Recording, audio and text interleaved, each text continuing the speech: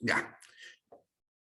Y fíjense que el curso 1, el Gestión de Persona 1, transita por aspectos, bueno, evidentemente parte definiendo de qué se trata esto, pero tiene más relación con lo material, con lo concreto, si uno quisiera denominarlo de alguna manera, está en el mundo de lo que existe, ¿cierto? ¿Qué quiero decir con eso? Que, por ejemplo, en el curso 1 nosotros vemos evaluación del desempeño, vemos capacitación, vemos reclutamiento y selección, o sea, cosas sobre las cuales hay documentos, hay papeles, que uno si quisiera rastrearlas probablemente encontraría cierta información que las formaliza, ¿cierto? Son cosas que existen en la práctica. Y cuando llegamos a este curso de gestión de personas 2, empezamos a ver ciertos elementos que yo los calificaría como abstractos, ¿cierto? Son cosas que son invisibles, pero que están de cierta forma presentes en todos los ámbitos de la organización. O sea, cuando nosotros hablamos de liderazgo, hablamos de competencia, hablamos de relaciones laborales, hablamos de poder y política, que fue nuestra última clase, y hoy día vamos a revisar en parte, vamos a cerrar un círculo que en el fondo en que está el Estado hoy en materia de gestión de personas, y finalmente vamos a terminar con lo que es el trabajo en equipo. Entonces, ¿qué les quiero decir? Que esto que no es concreto, que no es material, a veces es más importante incluso que las cosas concretas. Nosotros tenemos cierta forma de encarar el mundo en la cual valoramos más las cosas que son concretas, ¿cierto? ¿Por qué? Porque sentimos que de cierta manera esos elementos que son concretos, que son tangibles, que son materiales, nos entregan una certeza mayor. Pero una de las cosas que he tratado de, o que he intentado al menos, ver en este curso, es cómo estos elementos invisibles son incluso tan o más importantes que estos elementos concretos dentro de lo que ocurre en materia de gestión de personas en la organización. O sea, la importancia del liderazgo, la importancia del poder, en las tácticas que tiene, y a lo menos un administrador público, siento yo, que debiera ser capaz de reconocerlo. Entonces, por ejemplo, cuando nosotros hablamos de cómo le va a ir a una persona, ¿cierto?, en el mundo profesional, nosotros una de las cosas que señalamos con cierto énfasis es que el tema de las competencias es muy importante. O sea, no solo es importante, sino que es muy importante. Entonces uno empieza a comprender que de cierta forma existe el conocimiento como duro, pero finalmente cuánto haciendo yo o qué tan bien me va, probablemente depende más de lo que soy capaz que de lo que sé. No sé si perciben esa diferencia. O sea, una cosa es lo que sé, pero otra cosa es de lo que soy capaz. Pues yo puedo saber muchas cosas, pero a lo mejor no soy capaz de hacer tantas, ¿cierto? Puedo tener mucho conocimiento, pero finalmente ese conocimiento debe movilizarse y llevarse a la acción. Y cuando uno lo moviliza y la lleva a la acción, lo que finalmente ocurre es que uno concretiza cosas, implementa política, implementa programas, desarrolla soluciones, hace cosas, ¿cierto? Hace cosas visibles. Y el conocimiento no basta, y eso nosotros lo señalamos con harta fuerza. Entonces, lo importante a veces está en este otro lado, ¿cierto? En este lado de lo intangible. También en la clase anterior les mencioné algo de cómo la importancia del control de la emocionalidad. ¿Por qué le hago esta mención? Porque, bueno, primero en la última clase, y segundo, creo que siempre hay una pregunta o una duda subyacente en todos los estudiantes que tiene que ver con la certeza. Y eso se traduce en cierto temor a qué va a pasar cuando salga al mundo laboral. Y ese temor, ¿en qué se expresa? Precisamente en que el anclaje en lo material no es tan sólido.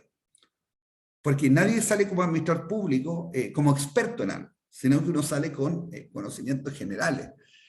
Entonces uno tiende a pensar, no, la verdad es que no aprendí mucho, o no sé nada, ¿cierto? Esas son como las frases que uno empieza a escuchar.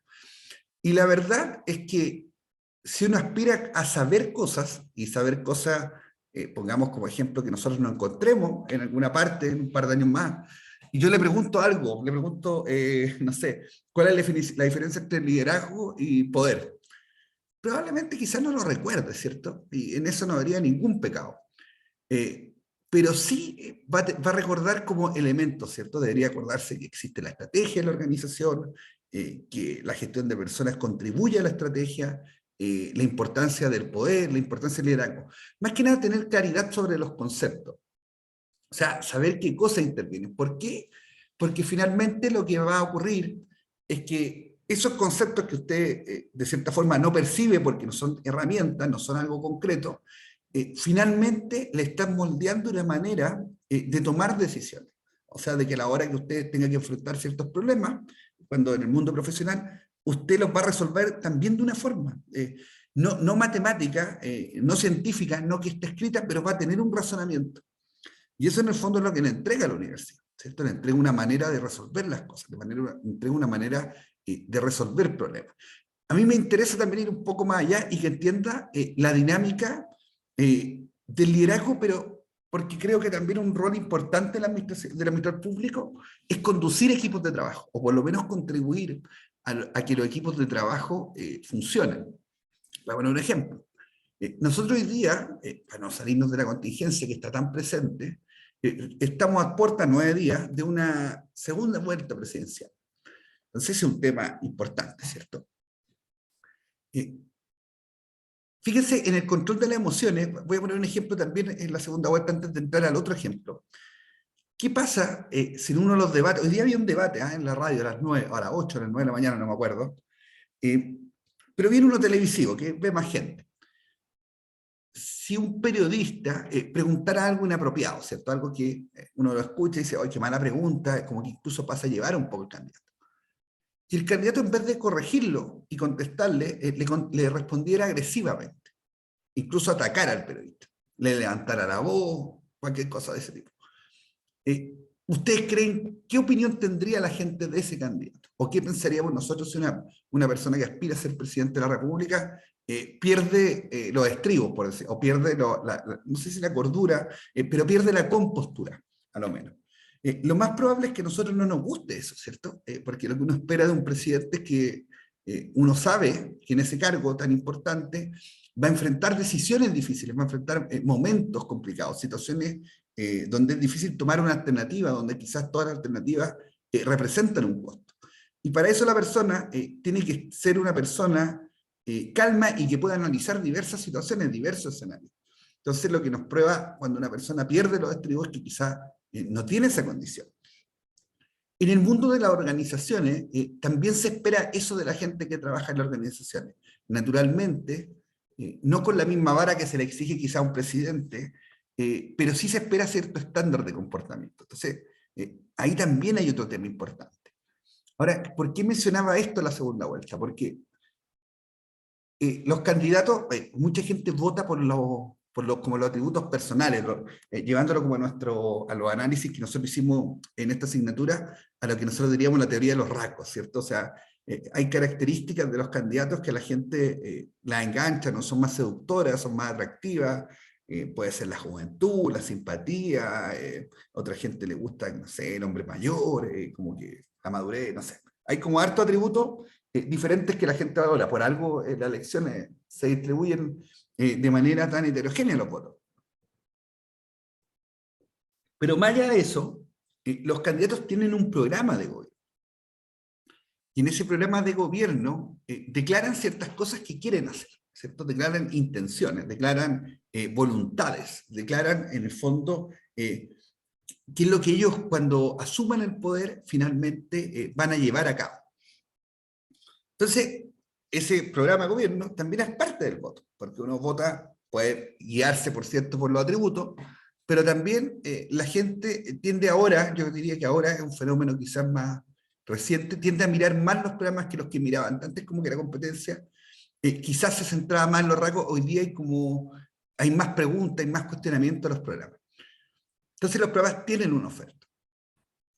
Y fíjense que esa oferta que está declarada en los programas, generalmente va a llegar a algún lugar del Estado, ¿cierto? Por ejemplo, si yo digo que quiero mejorar, por ejemplo, la situación de los niños, bueno, hoy día hay un servicio de la niñez que fue reformulado hace poco, pero va a caer ahí, ¿cierto? Va a llegar ahí, va a caer a un servicio público.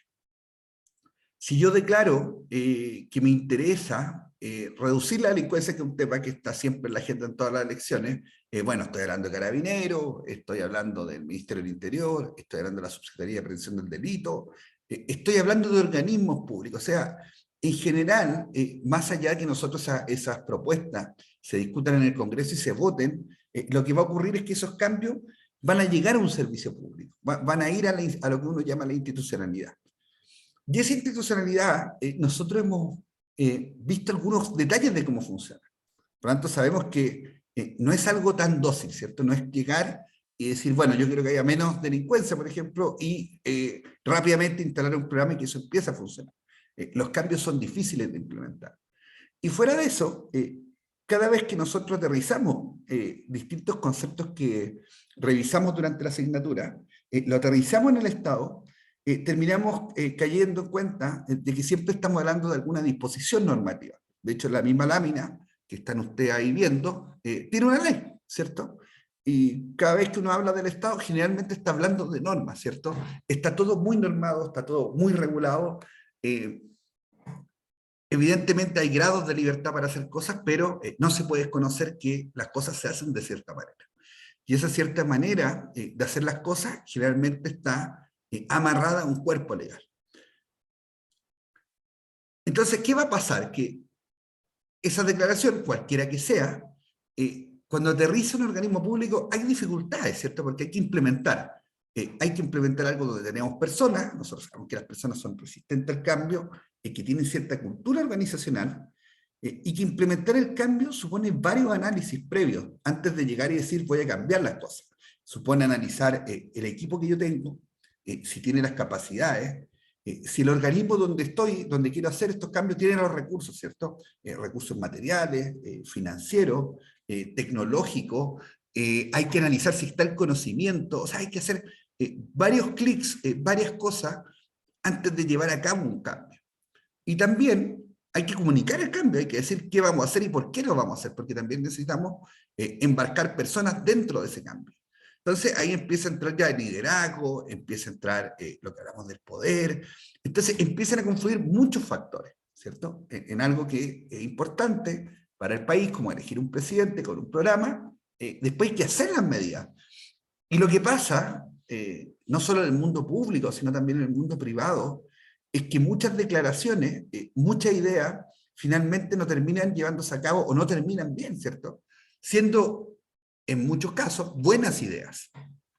Entonces, ¿qué es lo que ocurre? Que a lo mejor esas buenas ideas siguen siendo buenas, pero cuando nosotros quisimos transitar desde la idea, desde la ideología, hacia el mundo práctico, quizá ahí se produce el problema. Entonces, ¿a dónde voy, cierto? Con esta como introducción de esta clase. A que hay que unir ese mundo de la idea con el mundo material, ¿cierto? Ahora estamos hablando de la materialidad, de la realidad. Y en mi opinión, uno de los roles importantes que tiene el administrador público es precisamente ser el articulador de esas ideas con su concretización. Es decir, el administrador público puede ser un profesional idóneo para bajar esa idea y llevarla a la práctica. ¿Por qué? Porque esa declaración tiene que ajustarse a cómo hacen las cosas en el Estado. Por lo tanto, necesitamos personas que conozcan cómo funciona el Estado. Y el administrador público conoce cómo funciona el Estado. Conoce el estatuto administrativo, conoce las normas del mercado público, algo estudió de ley de administración financiera del Estado, quizás no es su especialidad, pero sabe que existe, entonces sabe que hay dónde buscar, que también a veces uno no se sabe todas las leyes de memoria, pero sabe dónde buscar. Y a veces es tan importante como conocerse las leyes, ¿cierto? Y además, fuera de saber cómo aplicar normas, hay que hacerlo bien. Hay que hacerlo de manera eficiente, hay que ser rápido, la solución que planteemos tiene que ser efectiva, y el administrador público tiene elementos de gestión. Entonces, no sé si es el único profesional, pero me parece, como a primera vista, el profesional más capacitado para unir esos mundos. ¿Por qué? Porque tiene una parte que son elementos de gestión y tiene otra parte que son los elementos normativos del Estado. Entonces, hay que hacer cambios, hay que hacerlos bien, tienen que ser adecuados a la normativa, y ahí pareciera ser que el administrador público tiene un campo natural donde desenvolverse. El administrador público debe indicar cómo se pueden hacer las cosas, y no solo cómo se pueden desde el punto de vista operativo, sino también cuál es la forma correcta de hacerlo. Yo creo que ahí hay un plus. Los administradores públicos, que fuera del mundo que hablamos de las competencias, del control de las emociones, de la capacidad de integrarse equipos de trabajo, y yo creo que es importante también no aislarse, ¿cierto? Cuando uno ingresa a una organización, los servicios públicos son grandes, ¿eh? No son instituciones pequeñas, ¿cierto? Hay ministerios con más de 1000 personas, donde trabajo yo son 1200, y si sumamos honorario y cosas, pasamos con largo los 3000, 4000. Entonces, son aparatajes enormes, ¿cierto? Son elefantes grandes. Entonces, cuando uno trabaja en algo tan grande, cuesta ver lo global, cuesta entender lo que está ocurriendo. ¿Por qué? Porque los procesos de comunicación no siempre son lo idóneo, y porque cuesta como salir de donde uno está, levantar la cabeza y ver qué hay alrededor. Y creo que también es importante no hacerse amigo de todo el mundo, pero sí salir del medio en que uno está y poder compartir con personas y escuchar otros puntos de vista de la organización. ¿Por qué? Porque eso enriquece la visión global que uno puede tener. Entonces, yo creo que ahí se van conjugando ciertos elementos formativos que finalmente van definiendo a un profesional como administrador público. Esa opinión se las quería dar, se las di de modo introductorio a esta clase, porque siento que a veces es importante hacer estas reflexiones respecto a cuál es como el estado del arte de la administración pública. Ustedes son estudiantes de administración pública, se van a desempeñar naturalmente en el mundo público, y muchos de ustedes van a liderar cosas también. Van a liderar cosas probablemente importantes, y si cuando digo importantes quizás no van a estar en la portada de todos los diarios, pero van a afectar la vida de muchas personas. Entonces es importante que las cosas se hagan bien, y también creo que este ramo, esta asignatura de gestión de personas, es útil para también entregar elementos que permitan comprender cómo funcionan las organizaciones y cómo un profesional se va desarrollando. Entonces creo que eso también es parte de la asignatura, y creo que traté de abordarlo de cierta forma, por cierto, con algún nivel de imperfección, seguramente, en los dos cursos que hemos hecho, ¿cierto? En los cuales hemos podido compartir y conversar. Ya, entonces, ¿qué vamos a hacer hoy día? Si alguien quiere hacer algún comentario, alguna pregunta, bienvenido, ¿cierto?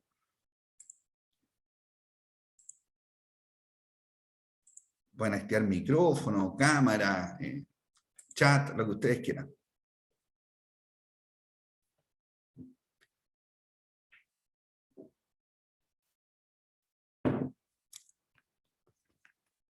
Profe. Ya, ¿quién está? Oscar, ¿cómo está Oscar? Hola, profe, bien, ¿y usted cómo está? Bien, bien, bien. Respecto a lo que dice de este estado del arte sobre el sector público, eso es como se refiere a como lo ideal en cuanto al perfil del administrador público. Me refiero no, o sea, yo no soy quien para definir el ideal, pero sí por donde yo creo que pasan las cosas. ¿Sí? Si alguien me preguntara a mí por dónde hay que irse, por dónde habría que guiarse, yo creo que es como por la habilidad blanda, por ser capaz de comunicarse con distintas personas, por saber leer lo que está pasando y desde dónde yo puedo aportar, o cómo se hacen las cosas. La gran pregunta es cómo hacerlo, ¿cierto? Porque ideas, todos tenemos ideas, ¿cierto? De hecho, nosotros mismos en nuestra vida personal tenemos ideas de cosas que queremos hacer y que a veces no las llevamos a cabo, o que las llevamos a cabo y no funcionan. Entonces, también en las organizaciones pasa eso, y particularmente en el sector público también. Entonces, yo creo que el administrador público ahí une cómo hacerlo bien. Y eso, fíjense que uno puede decir, pero bueno, quizás no es tan importante. Yo creo que el éxito de las ideas que se plantean es algo extremadamente importante, y creo que las personas que contribuyan a eso están cumpliendo, evidentemente, un rol de bien común, de servicio público en las actividades que realizan. Esa es mi opinión. Ok, profe. Vale, me queda más claro. Bueno, ¿alguien más por ahí que quiera participar? Gracias, Oscar.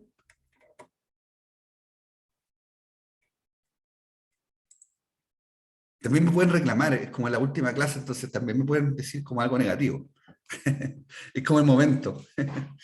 Bueno, vamos a Profe, ver, dígame, si esta última clase, ¿qué seguirá después? ¿cómo En los así? siguientes- Digo, si esta última clase, ¿qué seguirá en los siguientes días, martes y viernes, o es la última clase de esta unidad? No, no, en la última clase, ¿por qué? Porque la universidad pidió, esto lo conversamos en la clase anterior, pidió cerrar en la fecha que estaba estipulada, que en nuestro Ah, caso es el 10 de enero, ah, ¿ya? ya. Y los días que vienen son semanas libres de docencia, entonces eh, el 17 ustedes tienen la PEP Ujú. 1, que nosotros no la habíamos hecho. El 24 es semana libre de docencia y es víspera de Navidad, y el 31 es víspera de Año Nuevo y es semana libre de docencia. Por lo tanto, ahí no nos vemos. Y después ya podríamos hacer una clase el 7 de enero, pero no sé si tiene mucho sentido pensando que tiene la segunda PEP el 10. O sea, no podría pasarle ninguna materia que entre en la PEP. ¿Se fija? Entonces, es por eso que en la clase anterior nosotros conversamos respecto al calendario y tomamos el acuerdo de seguir así. Profe, ¿me escucha? ¿Sí? ¿Me escucho? Hola, buenos días. No sé si algún compañero o compañera me puede corregir, pero tengo entendido que la semana de receso como de Navidad y Año Nuevo no va. O sea, tenemos clase al final. No sé si, o sea, eso es lo que yo tengo entendido, no sé si estoy equivocada. Ahí, a mí no me han informado. Si alguien lo sabe o tiene información, bueno, igual puedo preguntar en la carrera, obviamente, pero no me ha llegado una información distinta. Entonces, si llegara a pasar eso, bueno, podríamos retomar clase y quizás hacer la del 24. No sé si la del 31, porque está muy cerca la segunda vez. Habría que verlo, la del 24 sí, pero no sé, no sé. Y quizás, o sea, si la tenemos con clases, podría ser como un repaso o como algo un poco más intensivo para la PEP. Ya, o sea, la del 31 podríamos dejarla para eso, porque otra de las como reglas que tiene la universidad es que uno de los contenidos 2 semanas antes de la prueba. Entonces, claro, lógicamente, si yo hago clase 31 no puedo entrar al 10 porque no están las 2 semanas. Pero sí podría hacer una clase de repaso, dependiendo de qué diga la universidad ahí. También es un día como súper especial, entonces, por eso, veámoslo. Profe, Ya, si no me profe. equivoco, la garantía es que esa semana no se puede hacer pruebas, pero sí clase. No, sí, yo tengo el calendario, Javier, ¿es cierto? Sí, Lo que dice el calendario es semana libre de docencia. El calendario que a mí me mandaron y que hasta el minuto no tengo otro que lo reemplace. Dice semana libre de docencia. Sí, profe, lo que pasa es que en uno de los correos comunicados que mandó el rector hace una semana o 2 semanas, dijo que se mantenía la semana de receso que tuvimos en noviembre, pero que la de diciembre no se tenía. Ya, entonces, mira, déjame preguntar para clarificar el punto y si no hay clase, bueno, no hay y seguimos como lo conversamos la última vez. Entonces, yo tendría que borrar este speech que hice al principio porque era el speech como de final. Eh, y hacemos una clase más el 24 y el 31 hacemos una repaso, en caso de que fuera así, porque el 17 ustedes tienen la PEP, ¿ya? Entonces, habría clase el 24, una clase más que podríamos ver lo que es cultura organizacional, que es una de las materias que, no, que están quedando fuera de momento, y el 31 hacemos algo de repaso para los que ustedes quieran ahí conectarse. ¿Les parece? Pero yo prometo averiguarlo pronto, cosa de poder estarles mandando ahí la información. Profesor, una consulta. Sí, Paul. Respecto, yo no pude asistir a la clase anterior. Respecto a las pruebas que tenemos por rendir, ¿son por Moodle también? ¿O cómo va a ser la modalidad? Todo en Moodle. Ya, Todo es por Moodle, sí. ya, muchas gracias, profe. ¿Alguien más?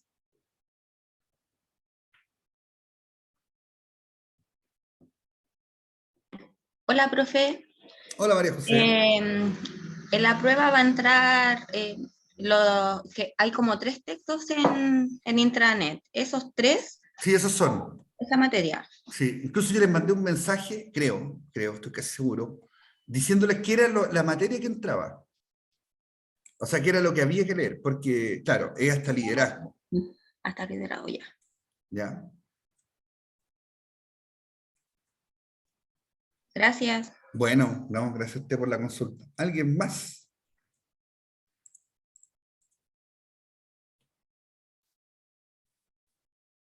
Yo tengo una duda.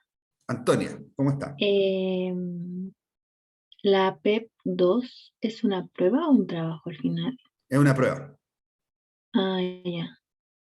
Eso, eso quería Bueno, salir de la está duda. Que bien. creo que, no sé si era este ramo o el otro que iba. No, yo dije que era hacer un trabajo, pero yo lo dije, tiene muy buena Sí. memoria. Pero fue antes de la interrupción, o sea, no sé, como que, porque había tiempo, entonces yo le podía dar el trabajo, no sé, un mes antes, y se podía hacer, pero ahora son condiciones distintas, probablemente el calendario se comprima, el de ustedes, en términos de pruebas, de trabajo. Entonces, no sé si es buena idea agregar un trabajo en vez de una prueba. Ese es como mi punto.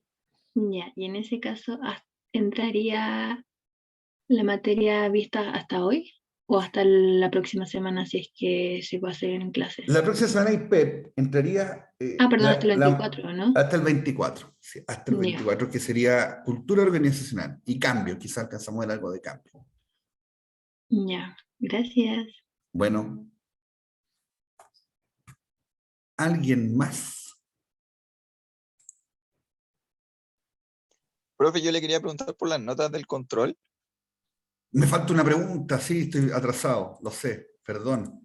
Van a están evaluadas las dos primeras preguntas, me falta la última, pero dejarlo listo el fin de semana y que las tengan, ¿ya?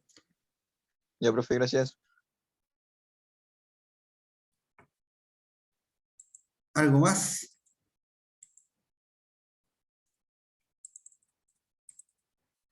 Ya.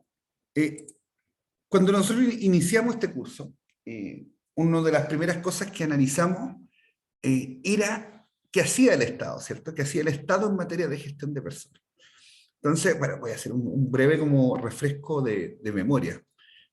Empezamos a ver que salió una norma, ¿cierto? Que es la norma que está ahí, que es la ley 19.832, conocida como del nuevo trato laboral, o que regula nueva política personal a funcionarios públicos como está definido en la norma, el nombre.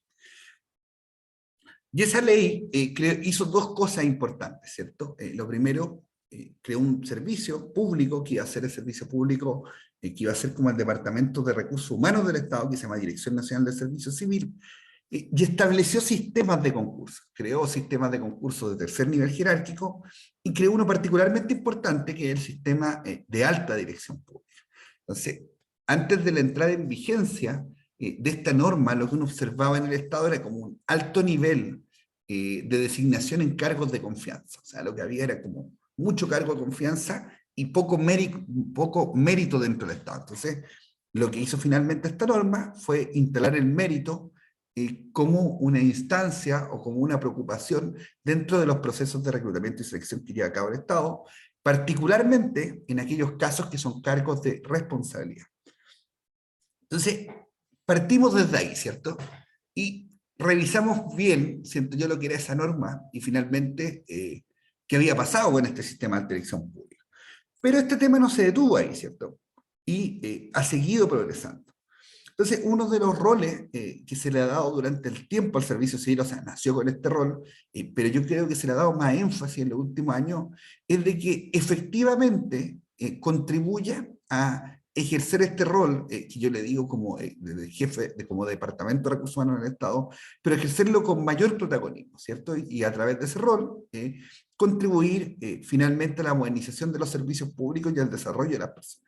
Entonces, ese rol también es conocido como asesor estratégico en materia de gestión de personas. Es decir, guiar técnicamente a las distintas instituciones públicas a objeto de que puedan desarrollar ciertas políticas, ciertos procedimientos o ciertas acciones en materia de desarrollo de sus funcionarios. Entonces, el Estado fue transitando desde un campo en que el año 2006, el gobierno de la presidenta Bachelet, se creó un instructivo de buenas prácticas laborales. O sea, Fíjense por qué hago como en línea de tiempo. Para darnos cuenta de que el tema de la gestión de personas dentro del Estado viene con cierto atraso. O sea, recién en el año 2006 empezamos a hablar de algo distinto, ¿cierto? Empezamos a hablar de materia de gestión de personas y lo primero que dijimos es que haya un instructivo para la no discriminación. ¿Y qué suponía la no discriminación? Bueno, tenía temas de género, en materias de reclutamiento y selección establecía que hubiera currículum ciego, donde uno no pudiera saber en el fondo quiénes son las personas que estaban postulando. El año 2013, o sea, 10 años después que se creó la Dirección Nacional del Servicio Civil, se empieza a impulsar que los servicios públicos tengan políticas en materia de gestión de personas. Y fíjense que cuando nosotros cerramos la clase anterior, hablamos de la importancia que tiene que las organizaciones declaren cuál es el campo de acción, es decir, dónde se mueven. Y naturalmente las políticas en materia de gestión de personas nos permiten decir, rayar la cancha, o sea, nos permiten decir, mira, este es el tablero y en este tablero se juega de esta manera, ¿cierto? Porque cuando las personas no son capaces de leer lo que va a pasar o sienten que lo que va a pasar está sujeto a la voluntad de las personas, es decir, puede ser algo arbitrario, incluso en algunas situaciones algo que alguien califique como discriminativo, incluso ocurre que se suben los niveles de politización dentro de la organización y esos niveles de politización nos conducen a una serie de indicadores negativos en materia de gestión de personas, como aumento de la rotación, aumento de la situación de estrés, aumento de la comunicación informal, etc. O sea, hay varias cosas que suceden a partir de que las organizaciones, o a partir de cuando las organizaciones no declaran cómo resuelven sus problemas. Después llegamos a una versión 2 de ese instructivo presidencial de buenas prácticas laborales, y acá se empiezan a abordar otras materias relacionadas, diría yo, al acoso laboral, al acoso sexual, o sea, se empieza a progresar y se empiezan a definir procesos específicos para abordarlo. O sea, empieza a existir la denuncia anónima, se crea, por ejemplo, dónde se recibe, cuál es el tratamiento secreto que tiene, cómo se recuerda la identidad de las personas, etc. O sea, empieza también a avanzarse en ese sentido. Y fíjense que el año 2017, el Servicio Civil dictó unas normas de aplicación general. Y si bien pasaron como bien, con bien poco bombo, con poca luz, por decirlo de alguna manera, yo creo que han permitido que efectivamente las distintas organizaciones avancen, porque las normas de aplicación general, que las vamos a revisar por cierto, son bien concretas. Entonces, van guiando que los servicios públicos finalmente hagan acciones específicas en materia de gestión de personas. Y eso es lo que vamos a ver ahora. Bueno, acá hay un resumen, ¿cierto?, de lo que hablé.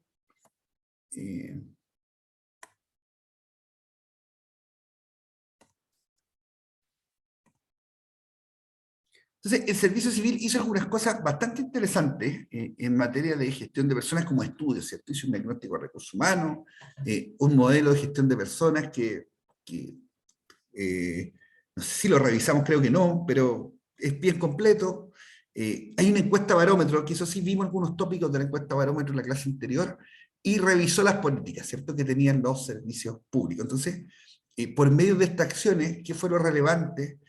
Pudo finalmente contar con información que permitió caracterizar cómo era la gestión de personas de los servicios públicos, pero concretamente, es decir, cuántos tenían política de gestión de personas, cuántos contaban con un plan anual de capacitación, de los que contaban con un plan anual de capacitación, cuánto evaluaban a esa actividad de capacitación, cuáles eran los resultados de la gestión del desempeño, dónde está ubicado este departamento de gestión de personas, es decir, varias cosas o varias información relevante y que finalmente, a la hora de cuando se definen estas normas de aplicación general, permiten de cierta manera ordenar la casa, ¿cierto? Es decir, vamos a ir transitando hacia allá, observamos que aquí están los problemas y creemos que esta es la manera de comenzar a abordarlo.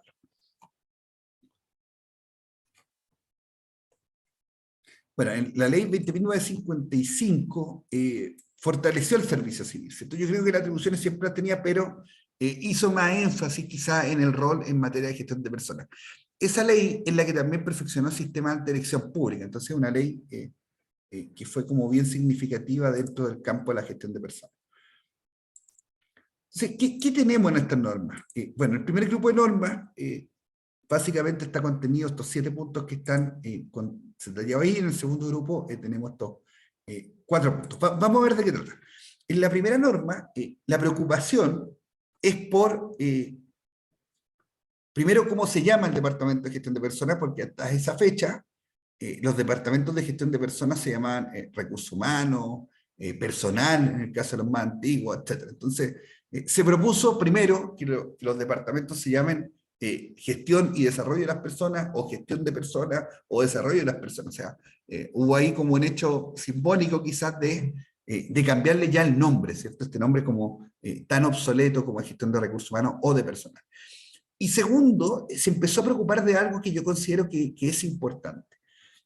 De que participe en el comité directivo. Fíjense que cuando nosotros, también me conecto a la clase anterior, revisamos los servicios públicos que estaban más avanzados en materia de gestión de personas, un factor o un denominador común era que el área de gestión de personas participaba efectivamente en el comité directivo. Entonces, que el jefe de gestión de personas, o quien sea que asista en representación de esa unidad o departamento, vaya a los comités directivos donde se comparte información estratégica, cambie en el fondo la manera de hacer las cosas, que es relevante e incide en la gestión que finalmente nosotros somos capaces de hacer. Y otro punto que tocó fue que empezó a definir un perfil de cargo para los jefes de gestión de personas. Empezó a decir cuáles eran las profesiones, cuál era la experiencia, y en el caso que alguien no cumpliera, empezó a definir un mecanismo también para que esas personas lograran nivelarse. Después llegamos a la política de gestión de personas. Fíjense que aquí quizás lo importante, nosotros ya hablamos de una política de gestión de personas, es que se definió también una estrategia de difusión y posicionamiento.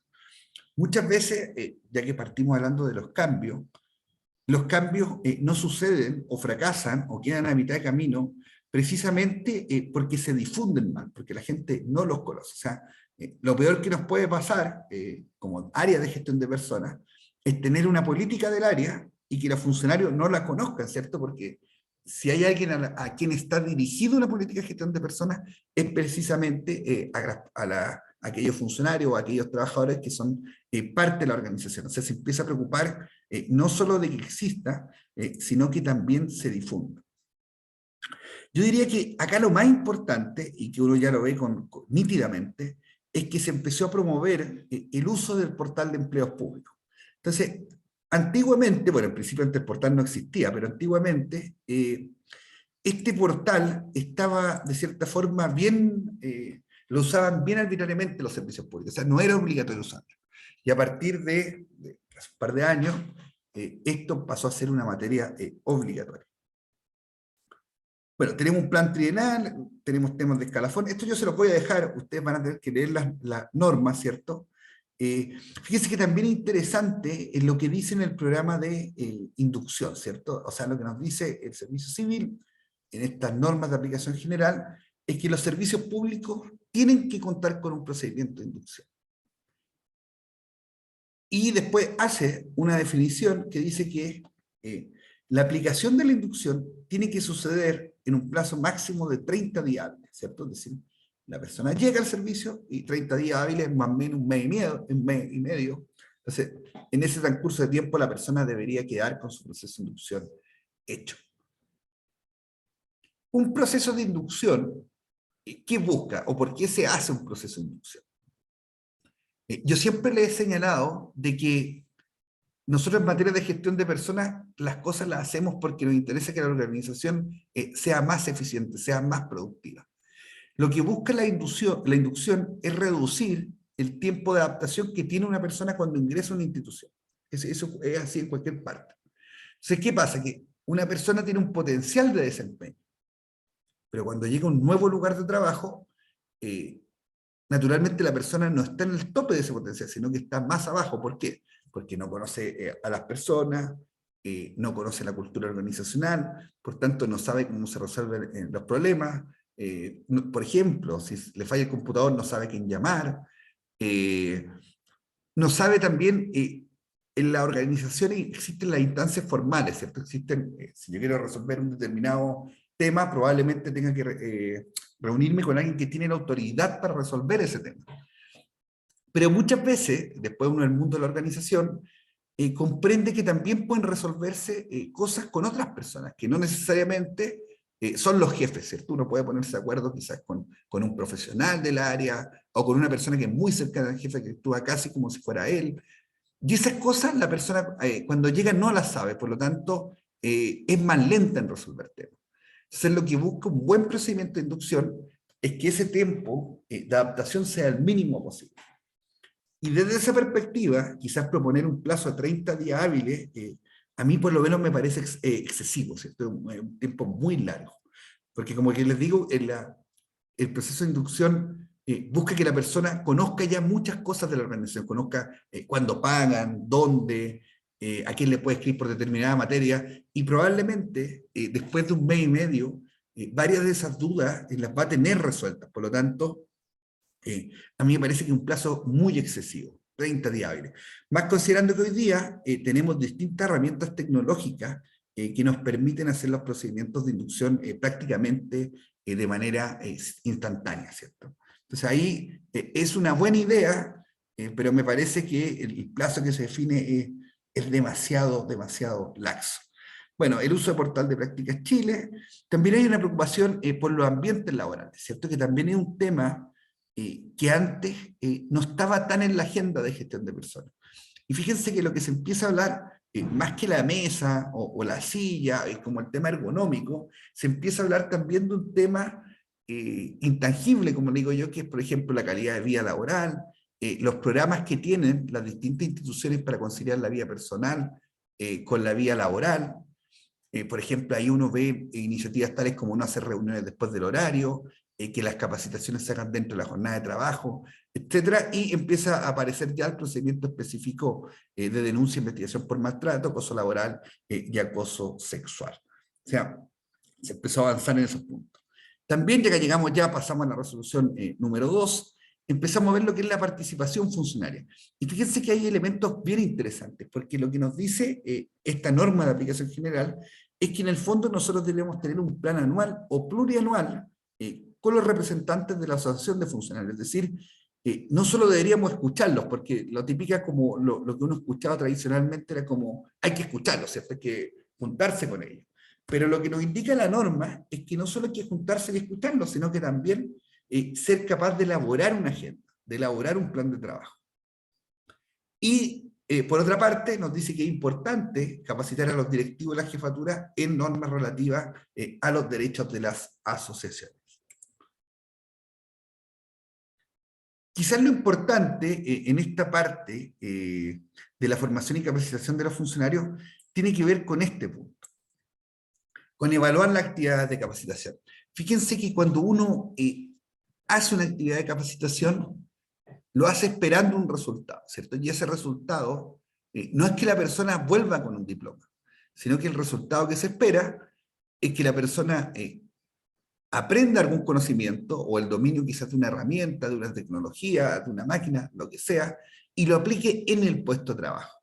Entonces, hay cierta visión, esto es una apreciación, en los servicios públicos de la capacitación como desde la formalidad, desde la forma. Es decir, que las personas vayan y aprueben el curso.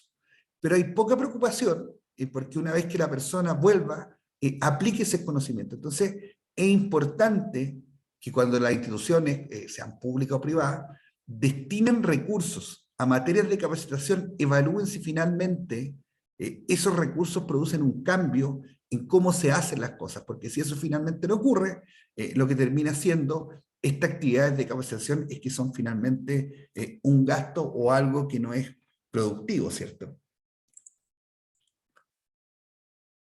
Bueno, se empezó también a capacitar en materias directivas aquellas personas que tienen responsabilidad sobre equipos de trabajo, y de hecho una de las cosas interesantes es que los programas de inducción tienen que estar diferenciados cuando se considera el estamento directivo, ¿cierto? Y también se empiezan a promover ciertos valores y principios que deben ser transversales dentro de la gestión del Estado en ese nivel de estamento. En materia de gestión de desempeño, lo que se nos señala es que cuando uno tiene un sistema de gestión del desempeño, esto va a sonar como de perogrullo, una de las preocupaciones que debiera tener es que efectivamente el desempeño mejore. Fíjense que lo que estoy diciendo es como bien obvio, ¿cierto? Lo que hace es que detrás de un sistema de gestión del desempeño hay una visión, quizás por decirlo de cierta forma, filosófica. Uno podría esperar de un sistema de gestión del desempeño que entregue notas y que a través de esas notas yo castigue o premie gente, que es como una visión administrativista de las medidas, o podría tener una visión que permita mejorar el desempeño. Evidentemente puede tener una parte de una y una parte de otra, pero siempre, y lo que indica la experiencia, es que va a primar una. Y cuando prima una, el sistema se conforma de cierta manera, se construye de cierta manera. Y fíjense que en el Estado hay cierta preeminencia a que el sistema sirva para sancionar o para premiar. De hecho, una de las maneras que un funcionario de planta se va es si está calificado en lista 3, 2 años, o si está calificado en lista 4. O sea, el sistema ya define castigos, ¿cierto? Como productos de la evaluación del desempeño. Entonces, lo que nos trata de decir acá el servicio civil es potenciar la gestión del desempeño. Y eso se hace básicamente potenciando lo que son los procedimientos de retroalimentación.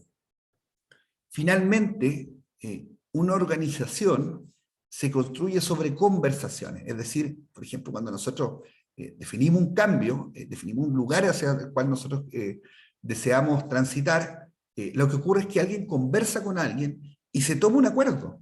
Y ese acuerdo finalmente pasa a ser quizás parte de la estrategia de la organización. Es decir, muchas de las cosas que ocurren son conversaciones. Las conversaciones son un pilar de la organización. Y por lo tanto, si nosotros queremos gestionar el desempeño, efectivamente tienen que haber conversaciones que aborden el desempeño.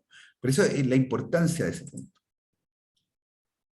Bueno, y que han permitido, bueno, uniformar varios procesos. Yo diría que en general establecer como cierto nivel de piso desde donde debieran comenzar la gestión en materia de gestión de personas de los servicios públicos. Yo creo que permitió generar un estándar, permitió decir, vamos a comenzar desde aquí, ¿cierto? Porque evidentemente los resultados que obtuvo el servicio civil, fruto de los distintos instrumentos que aplicó para conocer la realidad de la gestión de personas en el Estado, una de las conclusiones fue que el desarrollo dentro de los distintos servicios públicos era totalmente distinto. Por lo tanto, esa era una materia que había que abordar. Ya, eso por este bloque. Vamos con trabajo en equipo, que es lo que viene. Nos vamos a dar un receso de 8 minutos. Seguimos a las 11, salvo que alguien tenga alguna pregunta, algún comentario que quiera hacer de lo que revisamos recién.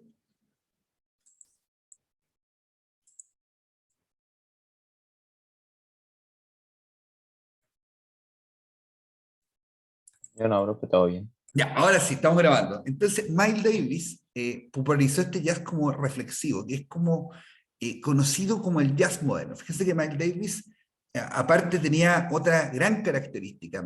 Los músicos que tocaron con él, todos tuvieron grandes carreras después. Por ejemplo, con él pasó John Coltrane, que es otro gran jazzista, Herbie Hancock, que era un gran pianista. De hecho, John Coltrane después se independizó. O sea, hay varias cosas, ¿cierto? Ahora, ¿por qué se pone este ejemplo? O sea, si hay algo que requiere coordinación, que requiere que las personas compartan ciertos elementos comunes, en la música, ¿cierto? En la música involucra que finalmente tengamos que compenetrarnos, ¿cierto? Les voy a poner un ejemplo contrario al trabajo en equipo. Un ejemplo que yo diría que es contrario es a veces lo que pasa en el mundo de la universidad, por ejemplo. Cuando ustedes tienen que hacer un trabajo, no digo que todos lo hagan así, pero por lo menos en mi época era así, yo estoy seguro que eso sigue pasando. Por ejemplo, nos tocaba hacer un trabajo, no sé, nos pedían analizar las políticas de gestión de personas de un servicio público, supongamos, X cosas. Entonces, uno iba, pedía la información, hoy día se pide por transparencia, entonces uno tenía que ir, y al final uno dividía el trabajo, ¿cierto? Por ejemplo, yo decía, yo hago la introducción y los 2 primeros capítulos, y tú así, los últimos 2 capítulos de la conclusión. Esa era una manera de hacer el trabajo, ¿cierto? Pero ¿hubo trabajo en equipo ahí? ¿Hubo un valor agregado o no? No hubo ninguno, ¿cierto? Pues, y fíjense la diferencia de lo que pasa en la música. Si nosotros la construcción musical se dividiera, probablemente cuando la escucháramos, lo que ocurriría es que no sería algo armonioso, ¿cierto? Porque la armonía la da que todo esto, cada instrumento está siguiendo una misma melodía. En caso contrario, cuando nosotros dividimos el trabajo, lo que logramos a veces es que estos sean como dos cuerpos distintos, ¿cierto? Como que no son uniformes, o sea, es demasiado notorio cuando se hacen los trabajos de esa manera, que una persona hizo la mitad y la otra persona hizo la otra, ¿cierto? Es como muy evidente, está escrito de otra manera, se llegan a conclusiones diferentes muchas veces, etc. Entonces, cuando nosotros hacemos trabajo en equipo, una de las primeras cosas es que tenemos que ser capaces de visualizar es que hay elementos comunes, ¿cierto? Hay elementos comunes, o sea, la partitura musical que están viendo los distintos músicos o que se aprendieron los distintos músicos es la misma canción, por lo tanto, es la misma melodía. Entonces, esa sincronía es finalmente lo que hace que la música sea tan agradable. ¿Por qué la foto es de un grupo de jazz? Fuera que a mí me gusta el jazz, que eso podría ser también un gusto personal, que en parte, por cierto, lo es. Pero el jazz tiene también una condición distinta al resto de la música. En el jazz existe el head, que el head es como la música base, ¿cierto? Es como la melodía que vamos a tocar, sería como la canción. Pero sobre la canción, los músicos, particularmente cuando están en vivo, van improvisando. Entonces, eso supone un nivel de dificultad mayor, y ese nivel de dificultad mayor también nos conduce a que la atención o el afiatamiento que tienen que tener los músicos tiene que ser en un nivel muy elevado. ¿Por qué? Porque en alguna parte de la melodía un músico va a hacer un solo, y va a hacer un solo y lo va a hacer como lo siente en el momento, probablemente lo ha ensayado, ¿cierto? Pero también pasa mucho, sobre todo en el jazz, que el músico va variando el solo, y a veces el solo lo alarga, lo acorta, lo hace más intenso, etc.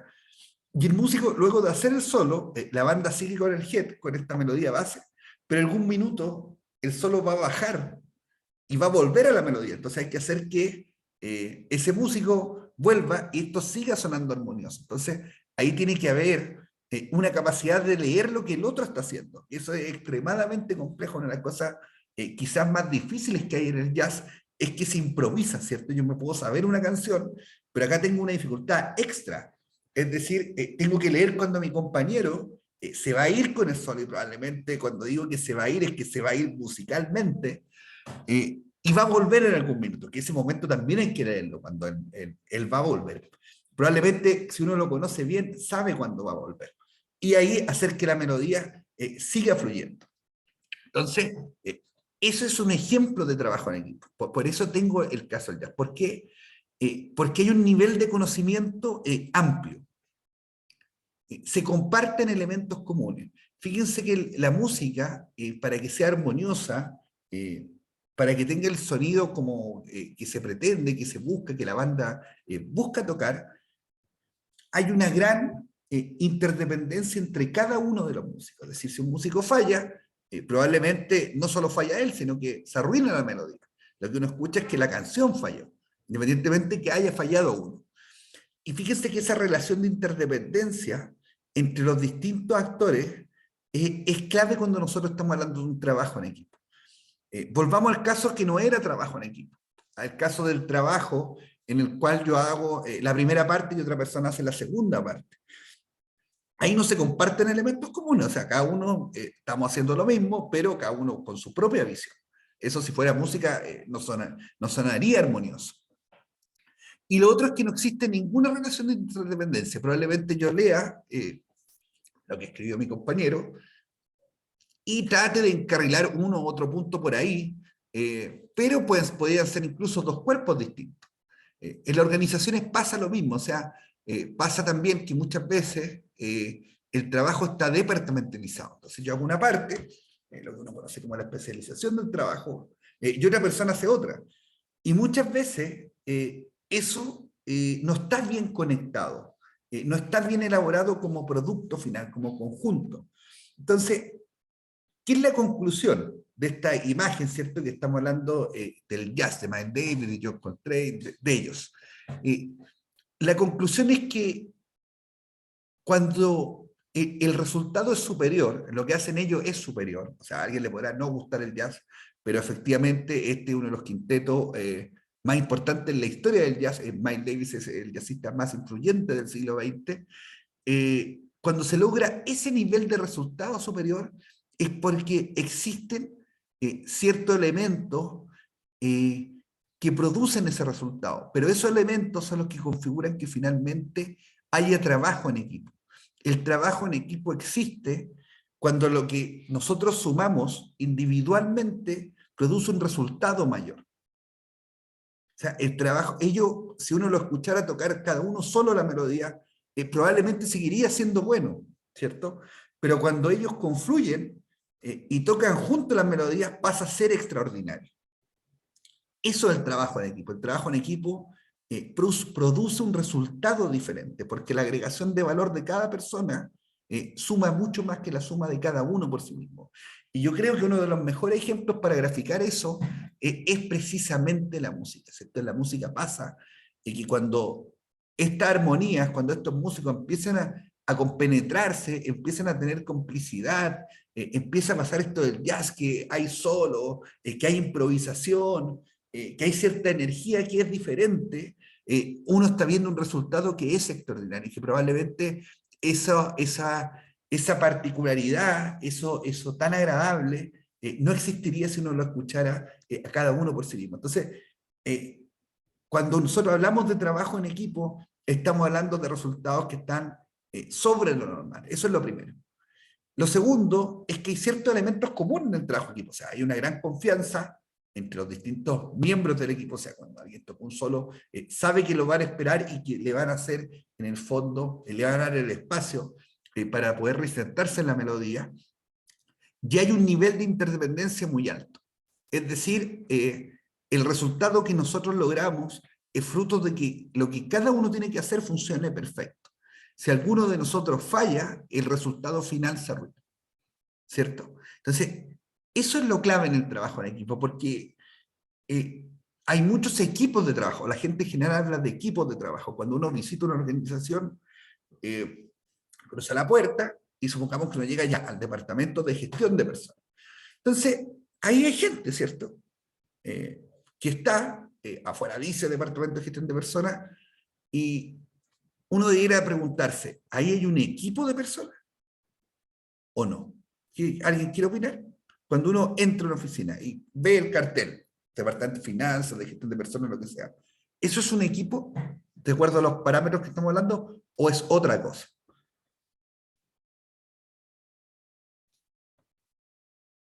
¿Algún valiente?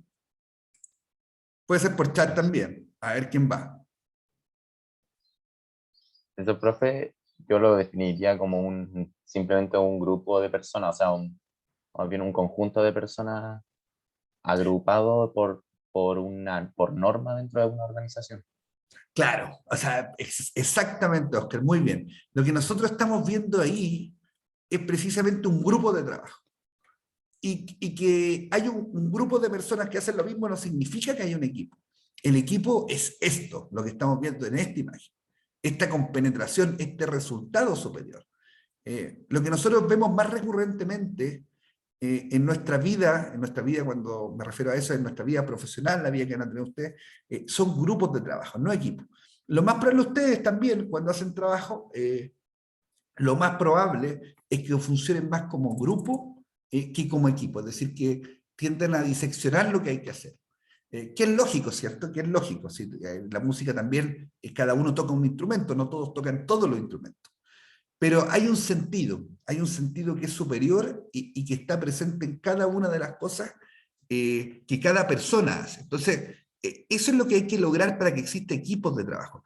El equipo de trabajo es algo que es muy popular, ¿cierto? Es algo que está, cuando digo popular, es algo que está súper presente, no solo en la literatura, sino que también en el mundo de la organización. Todas las organizaciones declaran que quieren tener equipos de trabajo. Cuando uno, de hecho, es como común que el jefe o el gerente diga, no, nosotros somos un equipo. Ya, pero para que exista un equipo es algo difícil, no es algo simple. Para que haya un equipo tiene que existir esto, ¿cierto? Esta imagen, tiene que existir esa sincronización. Entonces, no es simple que haya un equipo, no es algo tan fácil. Y bueno, nosotros hicimos yo hice cierta alegoría respecto a que uno declara cosas y no por declararlas pasan, ¿cierto? Hay que hacer que las cosas pasen. Y no porque uno diga que acá somos un equipo, pasa que hay un equipo. Hacer un equipo o formar un equipo de trabajo supone varias acciones y son todas difíciles. Son todas difíciles. ¿Por qué? Porque primero culturalmente nosotros estamos formados de manera individual. O sea, por ejemplo, ustedes están cursando una carrera universitaria y el que se titula no es el curso, se titula cada uno de ustedes. O sea, no sé si competencia, pero es algo individual, ¿cierto? Es algo individual. También desconfiamos, no sé si podría ser, porque es un juicio, no tengo ningún dato estadístico como probarlo, pero tengo la percepción de que existe cierto nivel de desconfianza respecto al trabajo en equipo, ¿cierto? O sea, como que no es algo que nos acomode, como que preferimos mejor hacerlo yo solo, ¿cierto? Y por eso tenemos esa tendencia a dividir las cosas. Yo insisto que dividir las cosas es algo sano, pero tiene que haber un sentido, tiene que haber una orientación. Entonces terminamos cuando queremos trabajar, dividimos, ¿cierto? Acá está como lo que hay que hacer, y lo cortamos en pedacitos y le pasamos a cada uno un pedacito. Eso es lo que pasa en las organizaciones. Las organizaciones, bueno, desde la época siglo XX, década del 20, incluso desde la época de Henry Ford, que él creó la especialización del trabajo, que nosotros hemos ido transitando esa senda de dividir los trabajos, de especializarnos.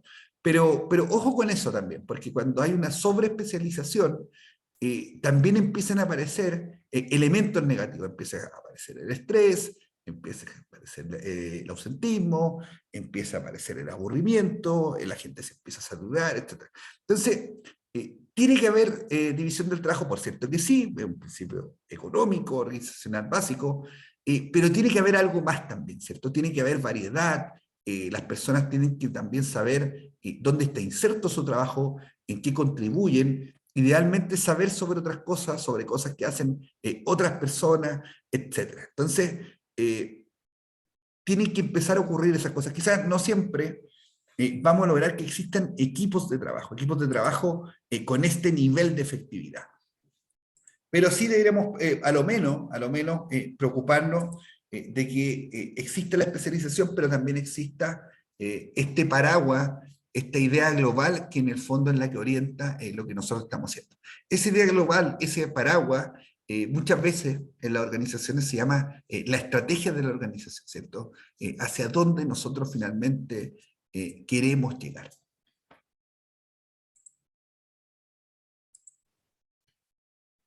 Bueno, hay una definición de grupo, que la voy a leer, que es de Richard Steers, que dice que son conjuntos de individuos que comparten fines comunes, representan distintos roles entre ellos y que interaccionan unos con otros con el objetivo de conseguir propósitos. O sea, el grupo tampoco es que la gente de cada uno está aislada de otro, sino que simplemente ese nivel de interacción no es tan alto.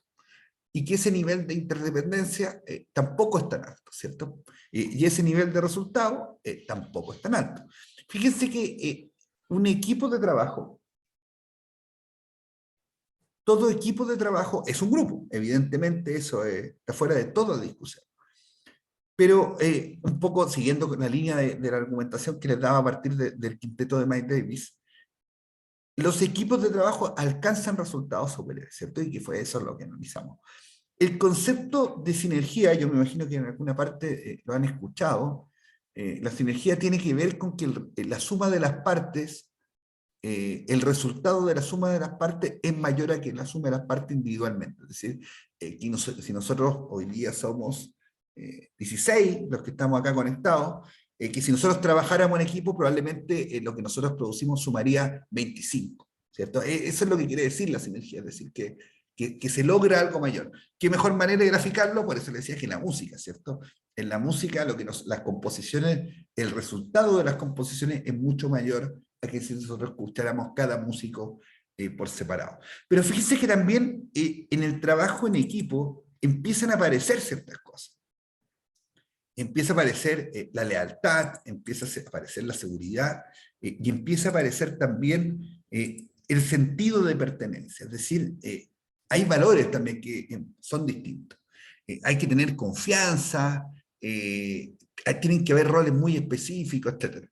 Entonces, hay una declaración que es como común, algunas reflexiones, ¿cierto? Que es como lo que yo le decía, ¿cierto? En general uno conoce gente en distintos ámbitos y todos dicen, no, acá somos un equipo. Como una definición casi de per se. Bueno, el equipo es eso, y el equipo es difícil, y no todos lo logran, y muchos quedan en el camino de lograrlo. Eso es lo primero. Lo segundo es que también las organizaciones ponderan positivamente algunas capacitaciones que se llaman trabajo en equipo. Y fíjense que eso tiene como hasta mal uso, diría yo, porque algunas se malentienden. Por ejemplo, bueno, que he visto yo, ¿cierto? Y que me dicen, no, mira, acá tenemos como muchos conflictos entre nosotros, entonces vamos a ir a una capacitación de trabajo en equipo. Entonces, claro, lo que uno dice, bueno, pero si el trabajo en equipo supone que uno comulga, ¿cierto? Hay una comunión en lo que queremos. Y tú me decís que hay conflicto, que es precisamente lo contrario. Yo me preocuparía que antes de hacer trabajo en equipo, de arreglar el conflicto, ¿cierto? Sería como lo lógico. El trabajo en equipo no está hecho para arreglar conflictos, está hecho para alcanzar resultados superlativos. Entonces, eso es lo que hay que tener claro. Entonces, la gente cuando lo ve en el mundo de la organización dice, no, es que no nos llevamos tan bien, vamos a trabajar en equipo. Había algo que lo dijimos en el bloque anterior, en las capacitaciones que nosotros esperamos que cambien las cosas, que las cosas se transformen. Cuando yo voy a un curso de trabajo en equipo, que esto también lo he visto, los cursos de trabajo en equipo en general son buenos. Son buenos porque están como muy, el modelo que hay está bien diseñado, está bien pensado. A mí me ha tocado ir a varios. En general los relatores son buenos, son hasta entretenidos, tienen una parte que es como conceptual, pero también harto como trabajo de campo, harta actividad como divertida, etcétera. Se hacen en lugares agradables, no se hacen en una oficina ni en una casa, se hacen en lugares que tienen verde, piscina, hay varios que se hacen en el Cajón del Maipo, etcétera. Entonces son buenos cursos. Entonces la gente cuando va efectivamente comparte, lo pasa bien y logra tener cierto nivel de cercanía. Cuando les digo ese nivel de cercanía, claro, si nosotros almorzamos juntos 3, 4 días, hacemos actividades en conjunto, competimos, escribimos papelógrafos, presentamos, evidentemente se logra una cercanía. Después, ¿qué pasa? Bueno, la gente llega al trabajo y llega efectivamente en una condición mejor de la que salió, o sea, llega más cercana, ¿cierto? Comparte más, probablemente se ríe. Pero no se traduce en ningún cambio, en ninguna práctica laboral. Entonces, finalmente, ese esfuerzo de hacer trabajo en equipo termina dilapidándose. Y termina dilapidándose porque finalmente no hay ningún cambio en el trabajo. Si uno hace trabajo en equipo, uno a lo menos esperaría que cambie la frecuencia de las reuniones, que cambie la manera que compartimos la información, que cambie el sentido del trabajo o que lo expliquen de otra manera. Entonces, ir hacia el trabajo en equipo requiere esfuerzo, pero requiere esfuerzo que no están en el plano de las buenas intenciones, sino que están en este mundo más concreto, más real, donde las cosas pasan. Hay que hacer que las cosas finalmente ocurran.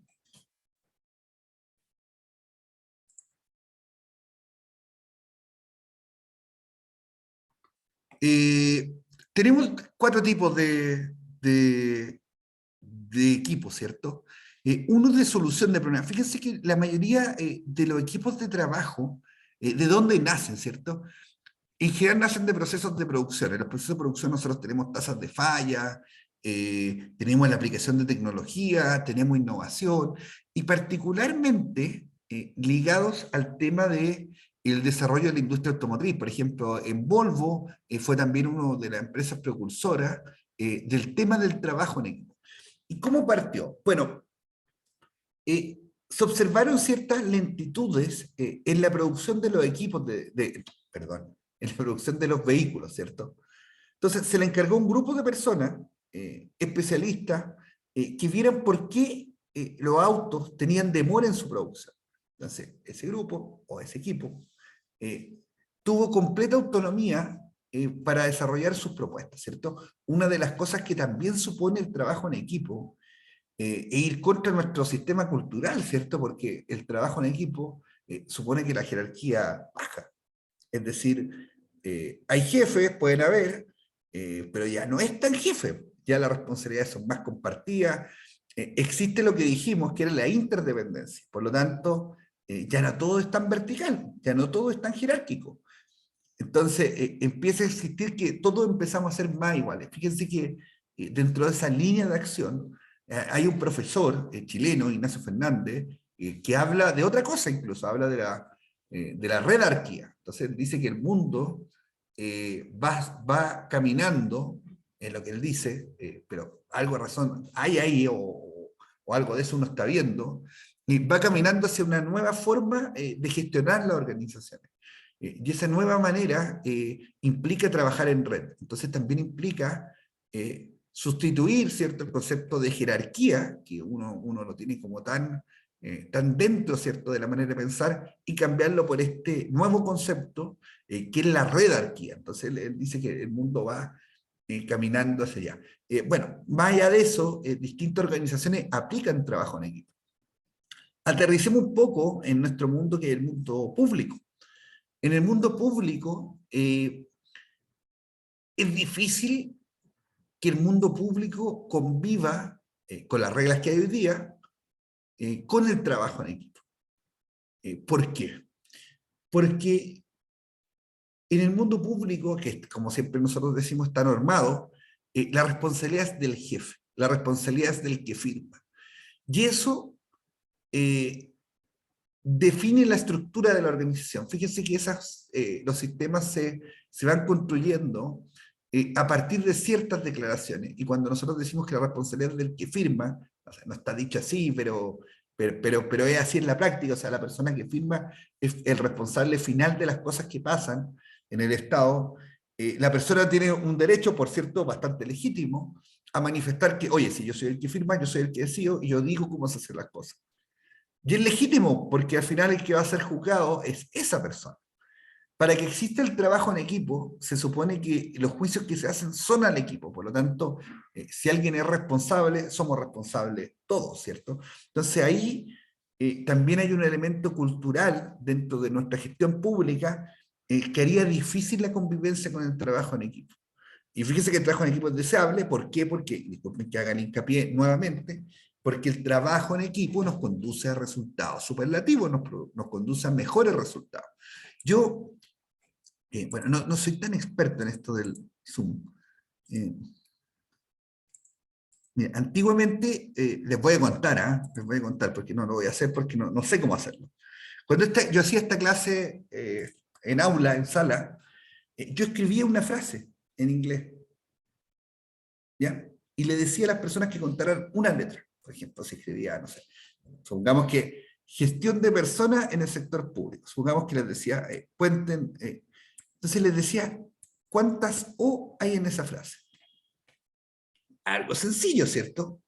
Es algo simple. Y fíjense que igual uno obtenía resultados distintos, por distintas razones, ¿no? Al final el ejercicio de la gracia no era ese, ¿ya?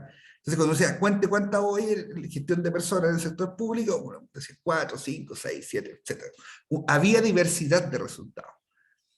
Y cuando uno lo hacía que hicieran el mismo ejercicio, en grupos de 4, las personas llegaban al resultado correcto. ¿Por qué? Porque se corregían. El que dijo una de más, las contaban juntos. Eso pasa en el trabajo en equipo. ¿Por qué el trabajo en equipo logra mejores resultados? Porque se enriquecen las visiones.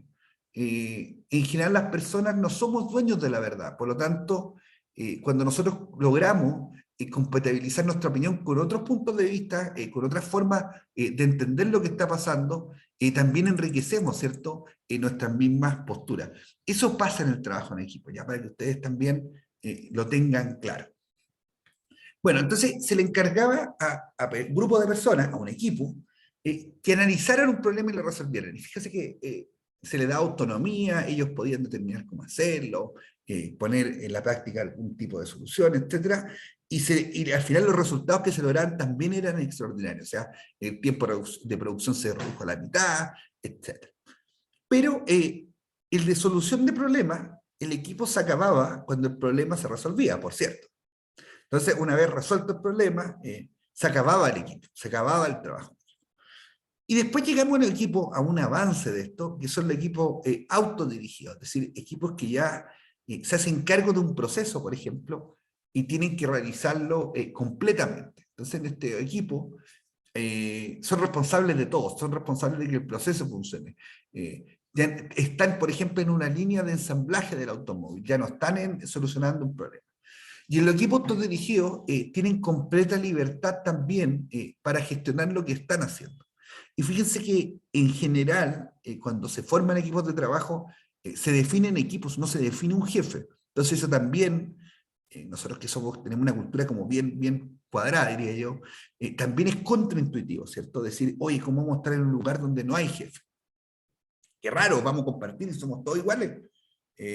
Bueno, no somos todos iguales, siempre hay personas que tienen un atributo de liderazgo mayor, pero en teoría, en un equipo de trabajo, todas las personas son iguales.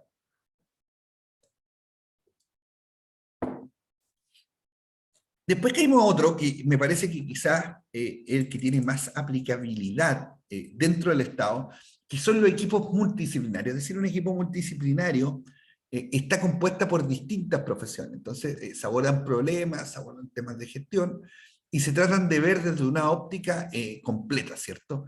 Yo creo que esto ayuda bastante, o es útil en los servicios públicos cuando lo que se quiere hacer reviste algún nivel de complejidad. Entonces, muchas veces las cosas se van empantanando en distintos lugares. ¿Por qué? Porque cada persona tiene su visión. Entonces, lo importante quizás cuando uno analiza desde un punto de vista de trabajo en equipo multidisciplinario es que el equipo alcance una solución. Y eso, aunque ustedes no lo crean, porque no han visto cómo se pierde tiempo en el fondo haciendo confluir ciertas opiniones, es un ahorro de recursos realmente importante. Y finalmente están los equipos virtuales, hay de varios tipos, hay hasta de producción virtual. O sea, hay equipos que van produciendo investigación científica y se van mandando los papers uno a otro según el horario donde están ubicados, o sea, están ubicados en distintas partes del mundo. Entonces un equipo termina el trabajo, le llega al otro, que están despertando, al otro se está yendo a la casa. Entonces se logra un trabajo 24/7. Y ahora hoy día es mucho más fácil disponer de herramientas virtuales. Déjenme ver cuánto va quedando.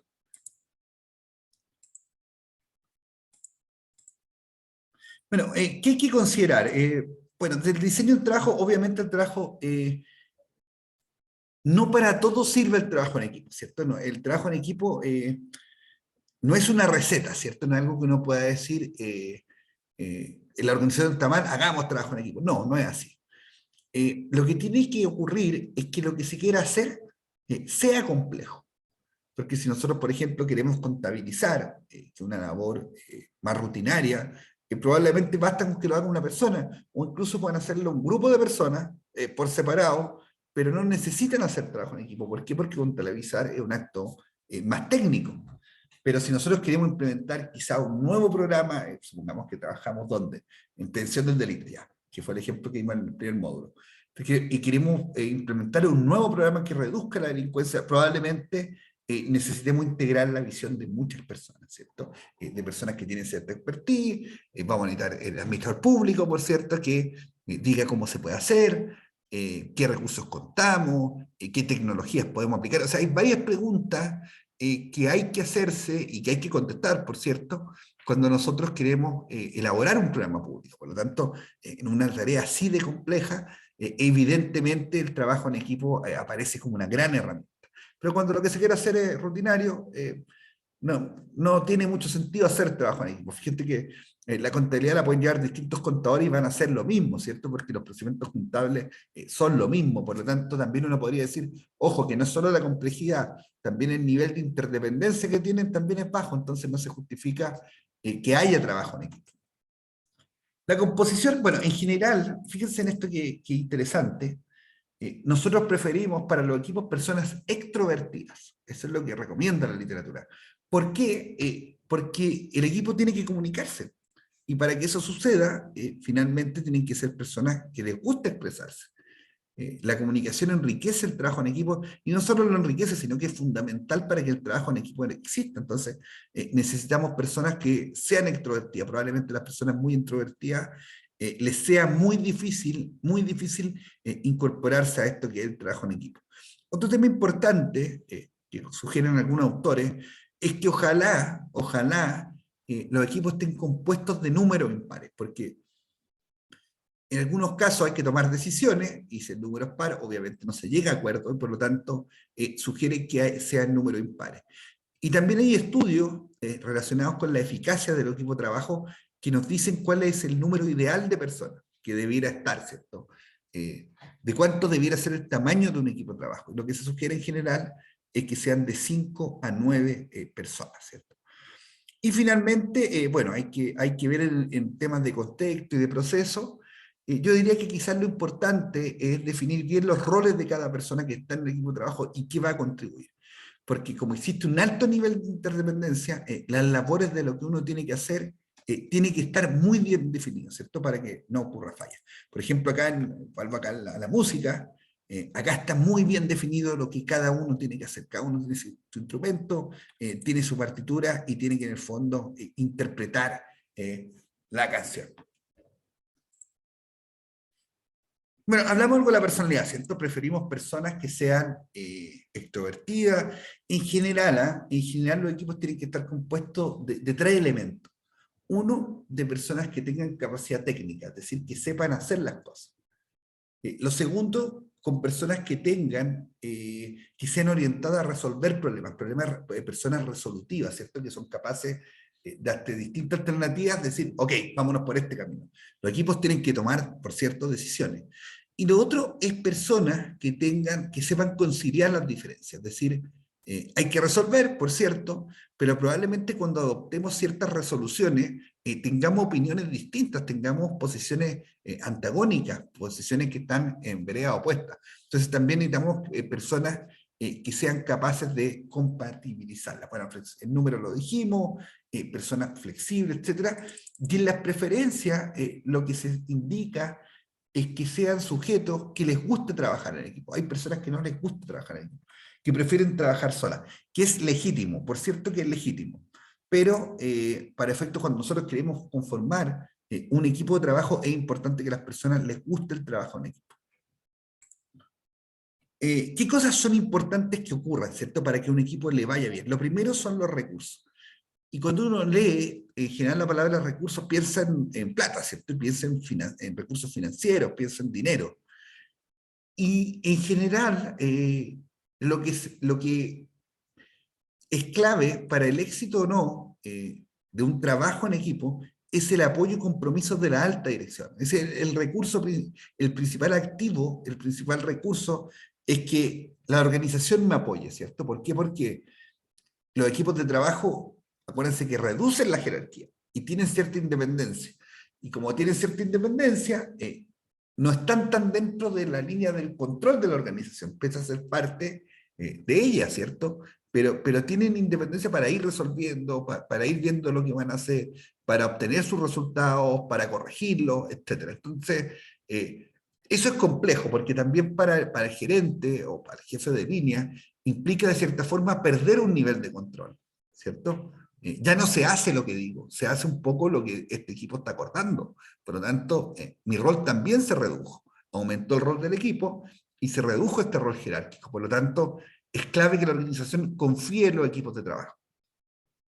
Fíjense que solo un punto, el liderazgo y estructura, cuando se quiere hacer trabajo en equipo y se ha nombrado jefe, lo que se ha observado es que esos resultados son inferiores a los equipos de trabajo que no tienen jefe. Es decir, tienen que haber elementos de liderazgo, tienen que haber personas dentro del equipo con esa capacidad, pero no tienen que haber jefes. Es decir, lo que uno tiene que tender en un equipo de trabajo es una organización más plana en la cual cada uno depende del otro. Bueno, confianza lo dijimos, y lógicamente los mecanismos de retribución y de evaluación que tiene la organización tienen que ir de la mano con el trabajo en equipo. O sea, no podemos tener recompensas individuales, por ejemplo, si el trabajo en equipo, o sea, la recompensa, puede haber una recompensa individual, por cierto, pero tienen que haber recompensas de equipo. Lo que tiene que incentivarse es que el equipo funcione, que el equipo persiga objetivos, y para ello las recompensas también tienen que estar diseñadas de tal manera que refuercen esa sinergia, que refuercen esa actividad.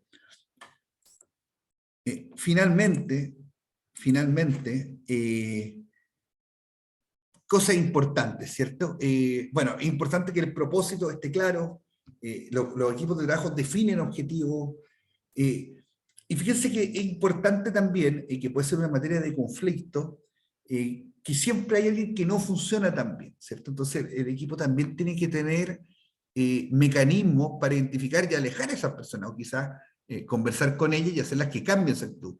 El trabajo en equipo también da la oportunidad de que haya personas que se escuden en ese trabajo en equipo, es decir, personas que no son tan escrupulosas y que se beneficien de personas más escrupulosas que, al ver que, por ejemplo, Juanito no trabaja, le hacen la parte del trabajo. Eso pasa, ¿cierto? Pasa en el mundo también de la universidad, que cuando, siguiendo la línea del trabajo, también nos falta el que no hace poco, ¿cierto? Y alguien en general más escrupuloso termina subsidiando eso.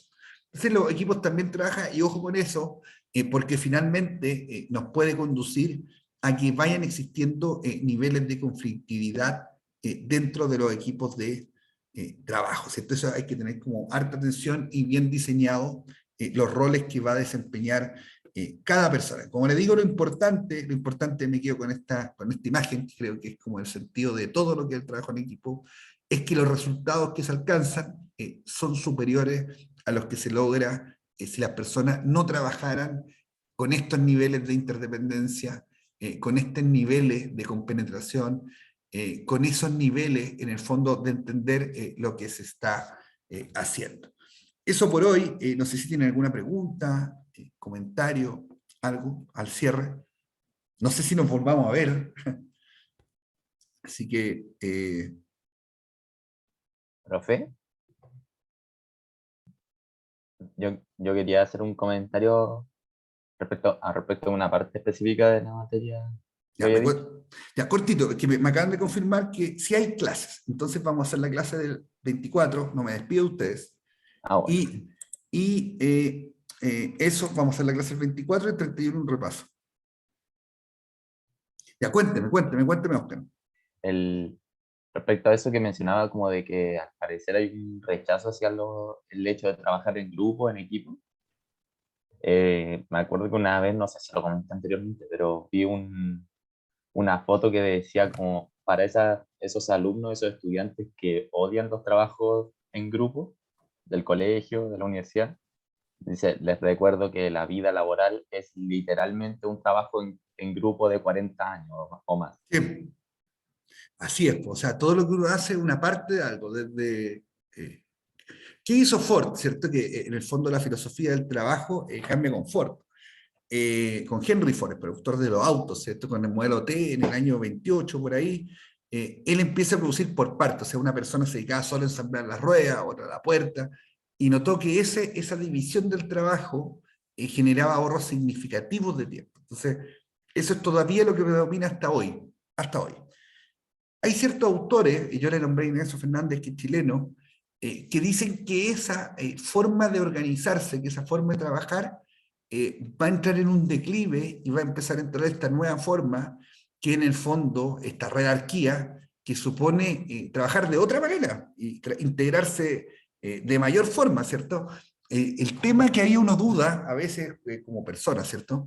Es que nosotros igual estamos inmersos en una cultura muy individualista. Entonces, el trabajo en equipo supone algo colectivo, y nosotros no estamos tan acostumbrados a hacer cosas de esa manera, ¿cierto? Estamos más acostumbrados a hacer cosas solos. Entonces, ahí evidentemente hay algún nivel de dilema, y que hay que ver ahí cómo se va avanzando. Como le digo también a Oscar, en el mundo público tenemos otra traba. Tenemos la traba de que esto está definido, no en equipo, está definido por jerarquía. Acá no, en el mundo público se habla de la palabra jerarquía. Muchas veces en este administrativo no existe la jerarquía, entonces también hay obstáculos, ¿cierto? Hay piedras que que hay que sortear y que probablemente sea difícil hacerlo. Claro, es verdad. ¿Alguien más, estimados? Si no, estaríamos cerrando, Profe, ¿cierto? Dígame, Mabel. consulta que no me quedó claro. Entonces, la PEP 1 entra los 3 textos que están en la plataforma. Sí, y la materia, Y- obvio, las clases. ¿La clase hasta hoy día o No, hasta no, no, la hasta liderazgo, hasta liderazgo. liderazgo? Ah, ya, ya. Gracias, profe. ¿Ya? ¿Alguien más? No, bueno, será hasta el 24 y nos